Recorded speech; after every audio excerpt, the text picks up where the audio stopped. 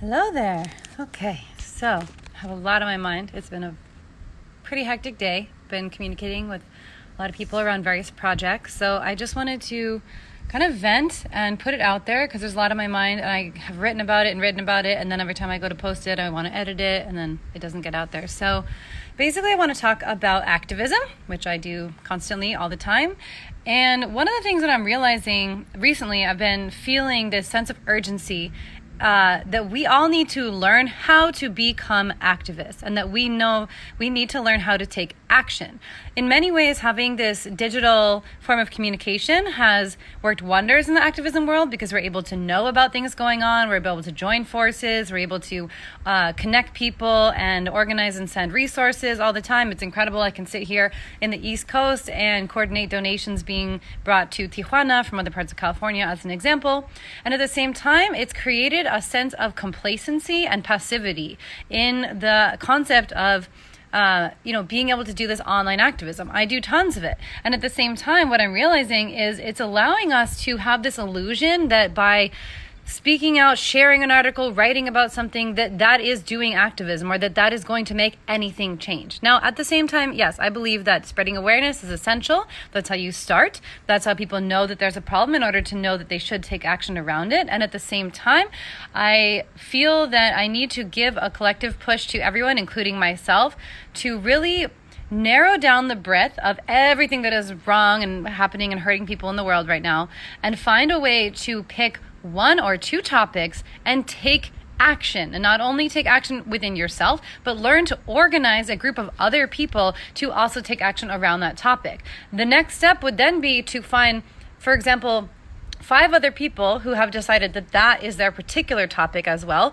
and then coordinate, communicate, and to organize with those people to then be able to have a bigger impact. So for example, say that my topic that I continually come back to, that I always know is dear to my heart in the fact that it is a massive problem that I have experienced and I have worked in the field a lot, is domestic violence. So if I can work until I'm blue in the face bringing awareness and taking action around domestic violence, but if I then link with 5 other people who are also focused on that topic, we're going to have a bigger impact. So I suggest that all of us, it's not enough to just say, I care about the environment. We need to get specific. We need to get local. We need to figure out exactly what would be needed to address that specific problem. So say one thing that I want to share about, which is there is an issue of overgrowth of blue-green algae in many lakes and rivers throughout the country, and it is a fatal nerve toxin to dogs and other animals. So people need to know about that, 1. And 2,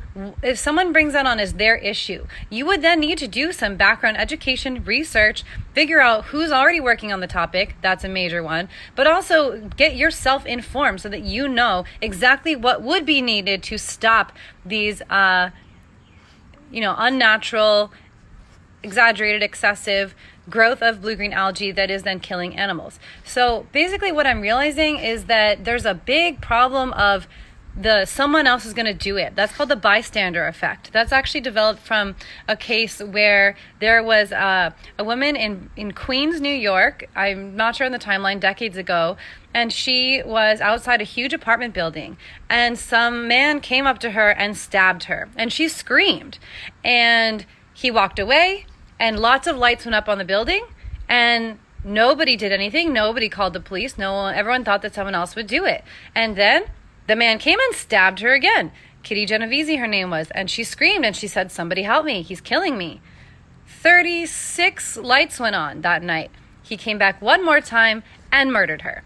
That is called the bystander effect. The idea that we think that someone else is going to do it, someone else is handling it, or that it's not my place to do it. I'm not the one to do it. So I want to respond to the fact that I get a good amount of people that know that I'm an activist, that know that I do a lot of work towards the cause of social justice, and give me praise for it.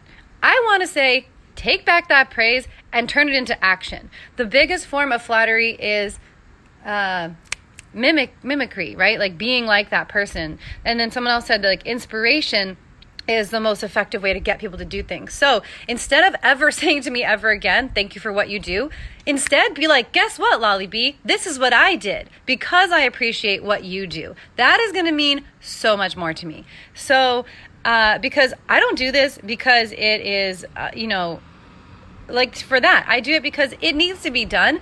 I have the means and capacity to do some of it. And I just have the sense of urgency within myself and who I am that if something needs to be done and I can help, then I'm going to do something about it. And I want more people to have that. You know what? When I was at Standing Rock and I was, working in a leadership position in charge of a group, a certain topic in a team, the mental health team in the Standing Rock Medic and Healer Council, someone said to me once, like, well, how did you get appointed to this position? And I looked at him and I was like, you know what? I have the skill set. I'm a trained psychotherapist and social worker, master's level. So I had the training. And number 2, I had the time. I was going to be there long term. And number 3, it needed to be done. So I just did it. It doesn't mean I did it well. It doesn't mean I knew what I was doing. It doesn't mean that I was advised or invited or appointed or hired for that position. No. It needed to be done, and I did it. And the more I look around the world, and when you see people who have done inspiring things, it's not usually because anyone invited them to do it. It's not because it's their 9 to 5. It's not because they have a special degree. Most often, a lot of activism comes from something devastating happening to an individual and them turning that pain and suffering into motivation and action. So, for example, someone who, Mothers Against Drunk Driving was started by mothers whose children were killed by drunk drivers. That's horrible. That's horrific. And you know what? Now MAD is an established national organization that goes around and has an impact. So I am here to tell you that you are not going to be invited to be an activist. You're not going to go to Activism 101 and get a degree. I mean, I do kind of want to share more information on how to do that, but it's up to you. No one's going to tell you how. No one's going to tell you you should. No one's going to invite you to do it. And at the same time, hold up, because the immediate reaction to that, the pushback that I'm having in my own mind is, don't be a savior either. Don't turn around and say, I'm the only one doing this and I'm going to be in charge of it and I do it better than anyone and I'm going to just start it from the ground up. Because guess what? Someone else is already working on the problem of drunk driving. Guess what? Someone's already working on this and that. Usually someone that is directly affected or from the community that is affected. So in order to really be an intersectional, mindful activist in that way, you would then say, okay, this is my cause. This is my topic. I want to first, number 1, look up everything you can about who is already doing it. What are the groups? What are organizations? Who are the people? And what do they need to continue doing the work that they've been doing? And how can you offer your resources, your skills, your connections, your expertise to stand at their back and support them to do what they do? So it's a fine line. And I've been noticing that this happens a lot, especially in those of us who are traveling activists. And I know we receive a lot of critique for that, stay in your own backyard or help people there. And I get that and I see that. And also, because of the reality of social media and the adjustment in sort of how news is disseminated, social media does have a capacity to get the word out in a way. If I travel and go to another place from one place, everyone from point A is like, oh, hey, we know her, and now she's in point B. So now I have more of a personal connection to that cause than I may have only viewing it on the TV or something. But at the same time, I am now not the expert in any way on that cause. I'm just going to explore and to learn about what's going on, and I try to then promote people in that site that are already doing that work. That's how to be an ally. So I understand that there is some complications. If you've been listening to this whole thing, you're like, well, okay, I want to go help. Wait, but now you're telling me that, I can't just go start it on my own, but no one's going to invite me to do it, but someone's already doing it. So you know what? Sit with that confusion. There's no right answer. It takes work. It takes humility. It takes a commitment to being able to learn and listen and basically just do your best and then be ready to get called out. I've been called out. Call me out. I might not like it in the moment. I might, my ego might show up. But what I've learned is that ultimately that is helpful. That makes me a better person. That makes me a better ally, a better activist. And I've found that because of my approach to doing work, for the most part, when I step on someone's toes, they also call me out in a loving way. So at the same time, we need to be able to check each other, to have honest and direct communication and conversation about what we're doing. We need to have better collaboration and cohesiveness. So one of the other topics I've been seeing as a challenge is, I think I've mentioned this before, is the dilemma between working on a grassroots organization. Everyone does their own thing. No one's in charge. There's no bosses. And also that in some ways reducing your own potential impact to that which you yourself can do, and you're not utilizing a team or expanded approach of collaborating with people. At the same time, sometimes bureaucracies and official nonprofits get slowed down by the red tape and protocol and, well, I got to ask my manager and this and that. So again, there's no answer, but these are two extremes, and how do we find something in the middle? So I just have a lot of these concepts going on. And then also, so basically what I was thinking about is how if I'm like, okay, this topic is what I care about, and then I want to go and do that in this place, and I know that I have something to offer, I know that someone else is working on it, I know that it's like finding this line between being like, okay, I have enough to offer that I can make a difference, but I'm not the expert and I don't know how to fix the whole problem, but I know that I have something that can make a positive impact, whether it be sharing information, resources, skills, connecting people. I mean, if I had a nickel for every person that I've connected in this world, like, wow, different story. So basically, people need to have enough self-starting within yourself to know that, okay, I'm going to go out and figure out how I can make a difference in this cause and devote myself and commit myself to doing more than just sharing a post. For example, it's very easy to get a lot of reaction when you post anything about animals. I don't know if you've noticed it. People like animals. I love animals. I love seeing cute baby animal videos. And when I hear a post about something or someone hurting an animal, it activates me in a different way. It's like direct to my deepest heart center, and I get enraged. And a lot of people have that reaction. But what I notice is that when I post something about animals, tons of people interact. They all share it. But when I followed up and said, what action are you going to take? Who are you going to call because of this? Who are you going to write? What are you going to do to protect these animals? There was no clear response.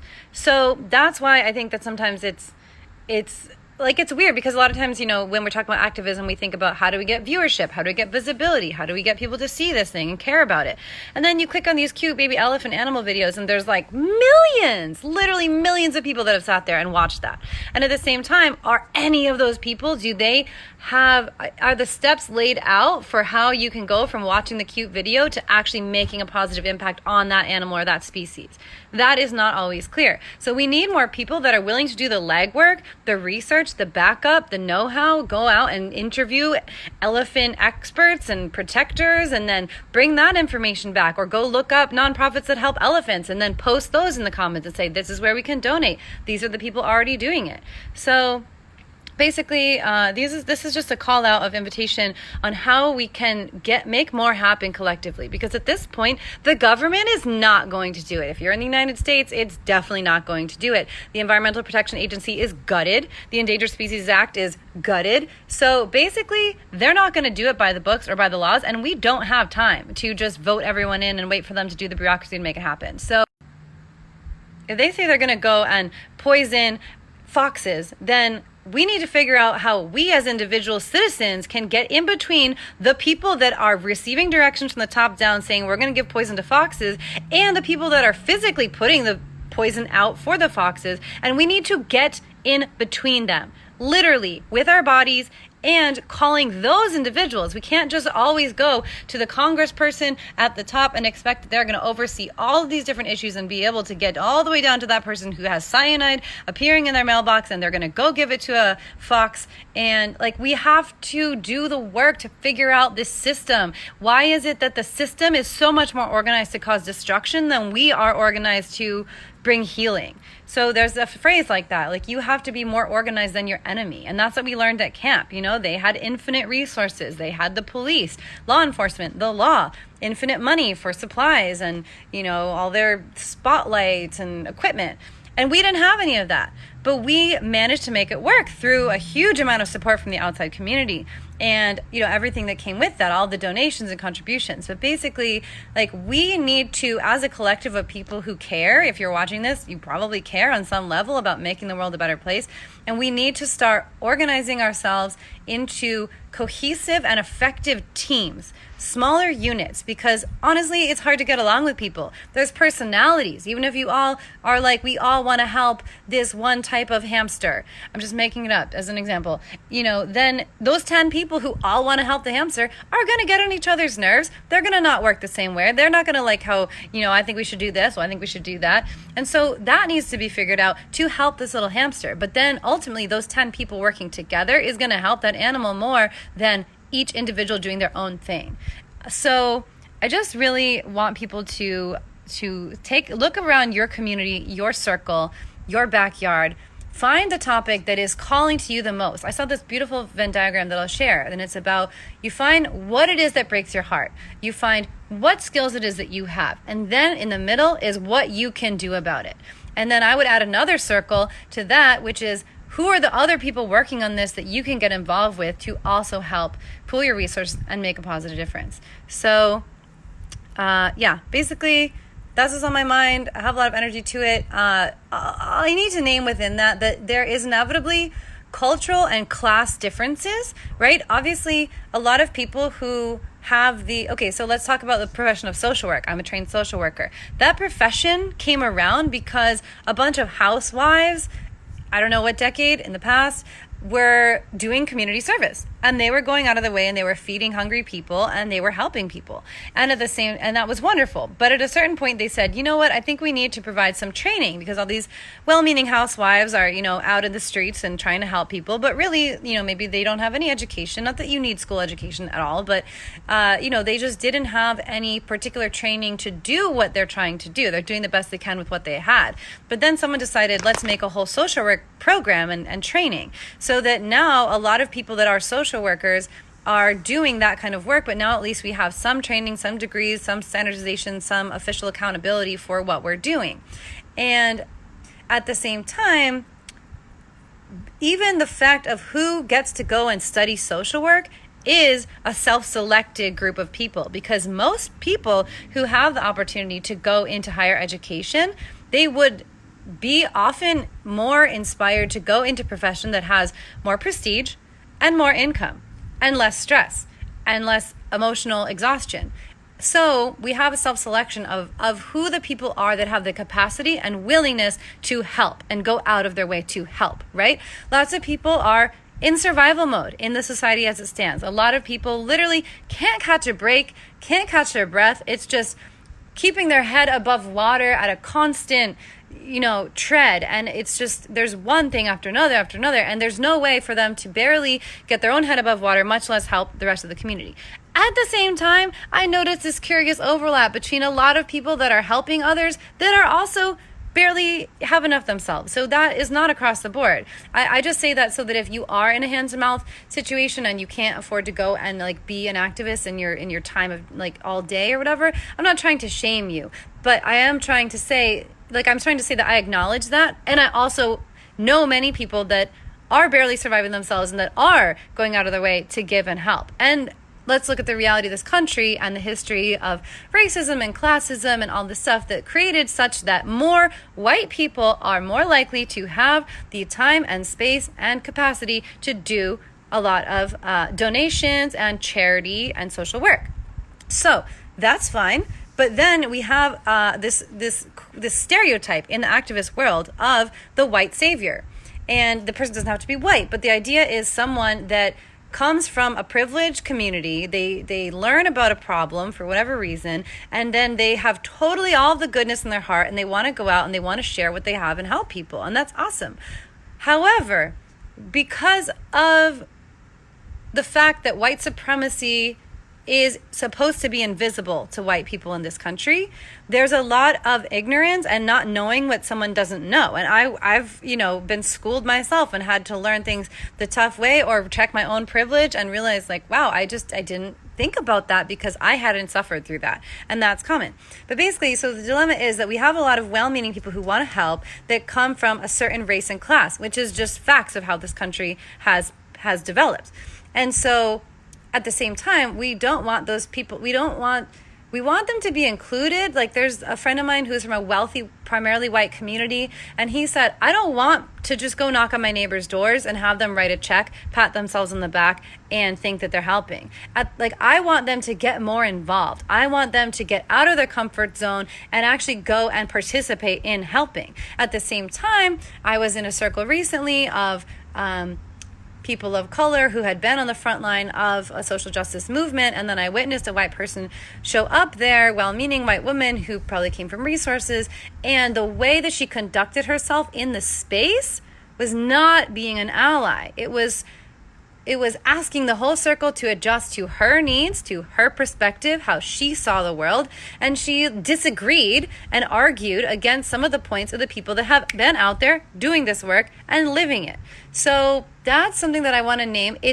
Again, there's no solution, there's no clear answer, but it's something that needs to be addressed. And it's subtle. And basically, everyone's going to make mistakes, and that's okay. But let's be willing to go out and take action and make a mistake, perhaps, and offend someone, perhaps, and allow yourself to be checked, to be responded to. And those of us that, have seen these dynamics play out over and over again, and there's this spark that sometimes comes out, which it could be directed at that one person who walked through the door today, even though all of that wasn't really like built up by that one person. It was by that stereotype or that individual. I mean, like that like identity. So again, like I want to invite people to do your decolonization work, do your work, figure out, every single person is privileged and oppressed in different ways. And so figure out where you're privileged, figure out where you're oppressed, and figure out what you care about and who else is working on it and how you specifically can offer something that you have. Even if you have no dollars to your name, there are ways to help.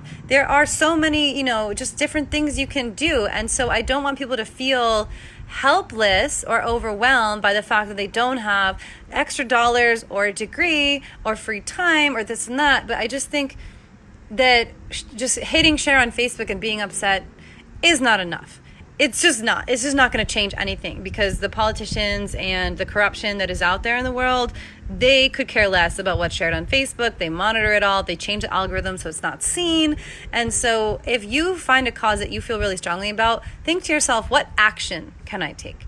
And that was a lot, but just feel free to message me and follow up. I just had to download all the energy that's coming through.